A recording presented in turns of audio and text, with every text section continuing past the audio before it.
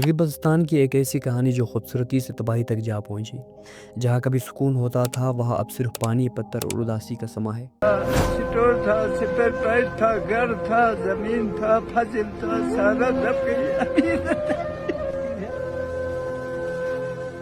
یہ ڈاکومنٹری صرف ایک کہانی نہیں، یہ ایک وارننگ ہے۔ اگر اب بھی نہ جاگے تو اگلے سال ہم صرف دیکھتے ہی رہ جائیں گے۔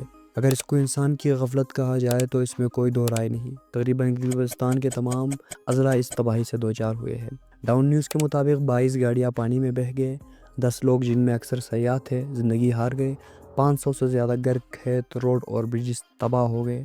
جی بی گورنمنٹ نے گلگت بلتستان کے 37 ولیجز افیکٹڈ ایریاز قرار دیا ہے۔ According to notification issued by the GB Home and Prison Department, affected areas include 12 villages in Diamar, 9 in Gilgit, 5 in Ghazar, 4 each in Sakardu and Shigar, 2 in Ganche, and 1 each in Nagar and Kharmang۔ G B government spokesperson Faiz Ullah Faruq نے یہ statement دیا ہے کہ حالیہ floods کی وجہ سے گلگت بلتستان میں تقریباً 20 بلین روپیوں کا نقصان ہوا ہے۔ تو پھر سوال یہ ہے، آخر یہ سب ہوا کیوں؟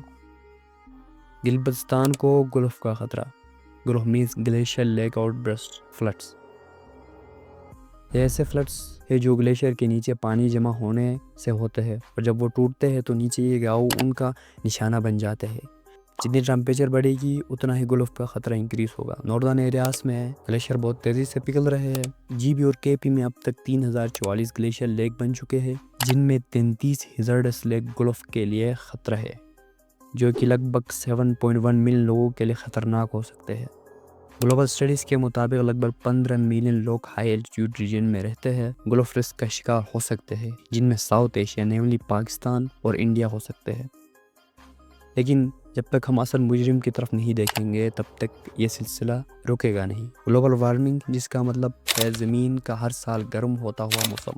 پاکستان میں گلیشیئرز پگھل رہے ہیں، برف کے نیچے پانی جمع ہو رہا ہے، اور ایک دن ایسا آ جاتا ہے کہ وہ سب کچھ بہا لے جاتا ہے۔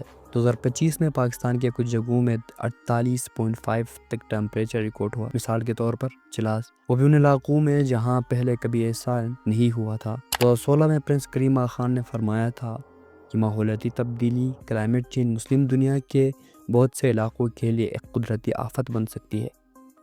آج پرنس کریم آغا خان کی یہ بات ہے گلگت بلتستان کے لوگوں کے سامنے حقیقت بن کر موجود ہے، جہاں آئے دن کوئی نہ کوئی سیلاب آتا ہے اور اپنے ساتھ سب کچھ بہا لے جاتا ہے۔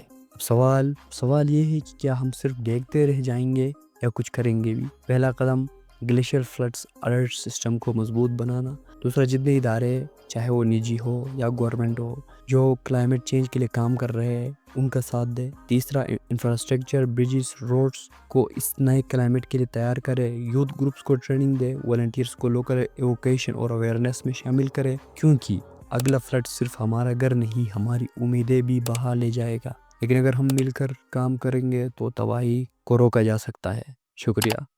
سبسکرائب۔